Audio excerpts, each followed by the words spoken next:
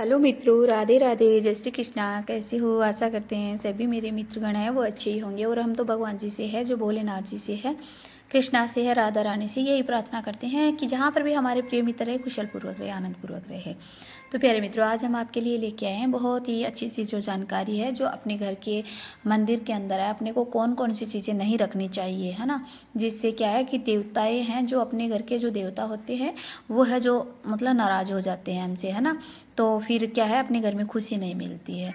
तो अपने को वो चीज़ें नहीं रखनी चाहिए जिससे अपने घर के देवता अपने से नाराज़ हो। हमें तो इनको खुश रखना है बहुत, है ना, तभी हम खुश रह पाएंगे। तो आज इसी बारे में हम जो आपको बताएंगे। तो आप वीडियो को ध्यान से देखना, ध्यान से सुनना। और जो भी मेरे मित्रगण नए हैं मेरे चैनल पे, तो प्लीज़ आप चैनल को सब्सक्राइब जरूर कर लीजिएगा। बेल आइकन का बटन है जो ज़रूर दबा लीजिएगा, जैसे ही हम वीडियो डालें नोटिफिकेशन आपके पास तुरंत पहुंच जाए। तो प्यारे बहनों, अभी है जो बहनों और भाइयों, अभी हम है जो वीडियो को स्टार्ट करते हैं। कि जैसे कहा जाता है कि कहीं तीर्थ करने गए और वहाँ से जो मूर्ति है, कई प्रकार की मूर्तियाँ मिलती है। तो अपन जैसे कहीं पर भी जाते हैं तो मूर्तियाँ हैं जो लेकर के आ जाते हैं। नहीं, आप ला सकते हो, पर घर के मंदिर में नहीं लगा सकते हो। केवल अपने इष्ट देव और अपने गुरुदेव की ही है जो मूर्ति अपने घर के मंदिर में आप लगा सकते हो, है ना। तो अपने घर के मंदिर में है, एक से ज़्यादा एक ही देवी या फिर देवता की मूर्ति आपको नहीं रखनी चाहिए। मेरी बहनों भाइयों, समझना आप इस बातों को, क्योंकि यही लोग हैं जो गलतियां कर बैठते हैं और फिर वह गलतियां हैं उनको है बहुत ही जो मुसीबत है जो पैदा करते हैं। वो बहुत ज़्यादा पूजा पाठ करते हैं, भक्ति भाव आराधना करते हैं, लेकिन वो क्या है कि कभी भी है जो उनको उन चीज़ों का फ़ायदा नहीं मिल पाता है। क्यों नहीं मिलता है? कि वह मतलब काम ही उसने ऐसा ही कर रखा है। तो अपने घर के मंदिर में आपको है जो मतलब एक ही मतलब देवी या फिर देवता की मूर्ति है जो वो नहीं रखनी चाहिए। एक से ज़्यादा देवता की मूर्ति नहीं रखनी चाहिए। मतलब एक देवी है, जैसे आपने एक देवी की 4 मूर्तियाँ 2 मूर्तियाँ रख दी, वो नहीं रखनी चाहिए। पूजा घर में अधार्मिक पुस्तकें हैं या फिर खंडित मूर्तियां हैं जो आपको नहीं रखनी चाहिए। आप जानते हो ना कि अधार्मिक पुस्तकें हैं, जैसे मतलब आप इसमें भगवत गीता है, शिव पुराण है, या फिर हनुमान चालीसा है, या फिर जैसे ये पुस्तकें आप रख सकते हो, है ना। तो आप इसके अलावा जैसे मतलब गलत चीज़ों के बारे में है, जैसे शेरों मतलब संगीत भी होते हैं, फिल्मी सॉन्ग्स होते हैं, उनके बारे में है आप अधार्मिक पुस्तकें आप नहीं रख सकते हो, है ना। और खंडित मूर्ति भी, आप टूटी हुई मूर्तियां भी आपको मंदिर के अंदर बिल्कुल भी भूलकर भी नहीं रखनी चाहिए। पूजा घर में अपने पूर्वजों की तस्वीर बिल्कुल भी नहीं रखनी चाहिए।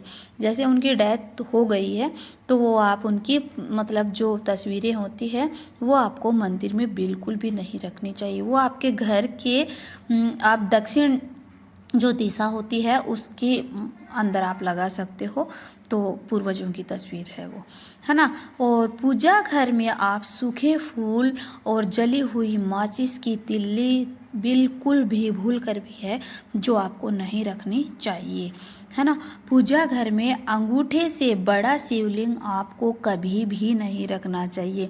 मेरी बहनों और भाइयों, ये बहुत सारी जगह है जो गलतियां कर बैठते हैं। मैंने बहुत मेरी आंखों से देखा ये कि मतलब शिवलिंग होता है वो तो अंगूठा कहाँ, बहुत बड़े बड़े शिवलिंग है वो है जो अपने घरों में रखते हैं और फिर उनको वो समझना पड़ता है। और वो शिवलिंग रखते हैं और उन पे है एक दिन भी वो जल नहीं चढ़ाते हैं, बस ला करके उनको सिर्फ पूजा घर में रख दिया और हमारे घर में शिवलिंग नहीं। मेरी बहनों, आपको घर के अंदर है, घर के मंदिर के अंदर आपको अंगूठे से बड़ा है, अपने जो हाथ का अंगूठा होता है उतना ही बड़ा शिवलिंग घर के मंदिर में रखना चाहिए। और फिर उस शिवलिंग के ऊपर आपको रोज सुबह जब आप पूजा करते हो तो शिवलिंग पे आपको जल अवश्य डालना चाहिए और आपको पूजा हमेशा करनी चाहिए। ऐसे आप जल के वगैरह अगर शिवलिंग को रखते हो तो आपको बहुत ज़्यादा नुकसान है जो भुगतना पड़ेगा। इसलिए ये गलती आप बिल्कुल भी मत करना। पूजा घर में मतलब आप है जो बड़ा शिवलिंग बिल्कुल भी नहीं रख सकते हो। पूजा घर में तस्वीरें कभी आमने सामने नहीं रखनी चाहिए। कि एक दूसरे देवी देवताओं की तस्वीरें होती हैं तो वो आपको आमने सामने मूर्तियों का मुख होता है वो नहीं रखना चाहिए। एक ही दिशा में समस्त देवी देवताओं के मुख होने चाहिए। अगर घर में शिवलिंग है तो रोजाना आपको जल उसके ऊपर अर्पित करना ही होगा मेरी बहनों। ऐसे तो आप शिवलिंग बिल्कुल भी घर में नहीं रख सकते। शिव भगवान बहुत ज़्यादा क्रोधित हो जाते हैं, रुष्ट हो जाती है हमसे, इसलिए आप ये गलती बिल्कुल भी मत करना। घर में मृतक परिजनों की तस्वीर है जो मतलब नहीं होनी चाहिए और ना ही उनकी है जो पूजा करें। तो मेरी बहनों वही ज़्यादा है जो अच्छा होगा। जैसे मतलब छोटी उम्र में है जो काफ़ी लोग हैं जो उनकी डेथ हो जाती है किसी न किसी वजह से, तो मतलब फिर उनकी याद में उनकी तस्वीरें घर में रखते हैं। नहीं मेरी बहनों, वो तो है जो चला गया, जो जिसको जाना था वो चला गया है। भगवान जो कृष्णा ने भेजा था वो कृष्णा ने ले लिया है और मतलब इस मोह माया में बिल्कुल भी नहीं फंसना चाहिए। तो उनको आपको एकदम से भूल जाना चाहिए, चाहे कोई भी हो। इस संसार में अपन अकेले आए और अकेले ही हमेशा जाएंगे, तो कौन किसी का है, कोई किसी का नहीं है ना।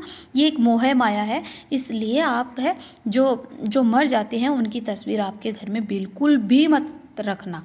ये बहुत बड़ा ये मतलब एक हानिकारक हानि होती है उससे ज़्यादा।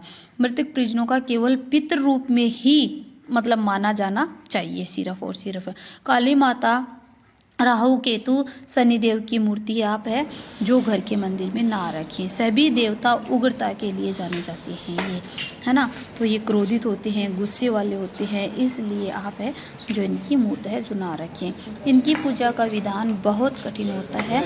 भैरव देव भी और नटराज की भी ये मूर्तियाँ आप है जो घर के मंदिर में बिल्कुल भी ना रखें। घर के मंदिर में है माचिस नहीं रखनी चाहिए बिल्कुल भी। वो माचिस है जो जलाने वाली होती है, तो घर के मंदिर में आप माचिस भूल कर भी ना रखें। माचिस के वगैरह हम पूजा भी नहीं कर सकते क्योंकि दीपक नहीं जला सकते, लेकिन हटा के रखना चाहिए, अलग रखना चाहिए। माना जाता है कि घर के मंदिर में माचिस रखने से घर की शांति भंग हो जाती है। इसलिए श्री कृष्ण की मूर्ति के साथ राधा रानी की मूर्ति अवश्य होनी चाहिए। ये बहुत शुभ माना जाता है कि जहाँ कृष्ण होंगे वहाँ राधा होगी, जहाँ राधा होगी वहाँ कृष्ण होंगे। इसलिए घर में है जो दोनों की मूर्ति साथ में होनी चाहिए। घर में बहुत ही शांति होगी, घर में बहुत है जो प्यार बरसेगा।